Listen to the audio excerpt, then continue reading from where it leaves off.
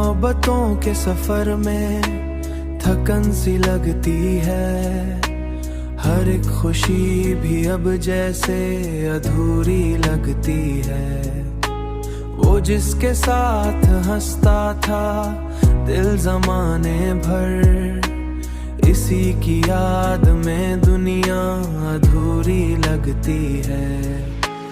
कभी जो ख्वाब सजाए थे चांद तारों के, वही कहानियां अब क्यों अधूरी लगती है। न जाने किसकी नजर लग गई है चाहत को, हर एक चाहत अब क्यों अधूरी लगती है।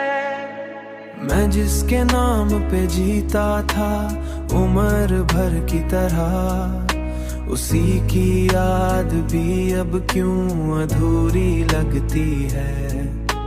वो दूर जाके भी दिल से ना दूर हो पाया, ये कुर्बतें भी अजब सी अधूरी लगती है। किसी के बाद ये आलम हुआ है दिल का के बस, हर एक महफिल भी अब क्यों अधूरी लगती है।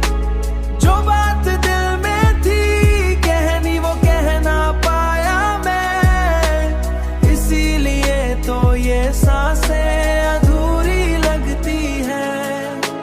कभी जो हंसी थी लबों पे बहार की सूरत, अब आंसुओं में वो हंसी अधूरी लगती है।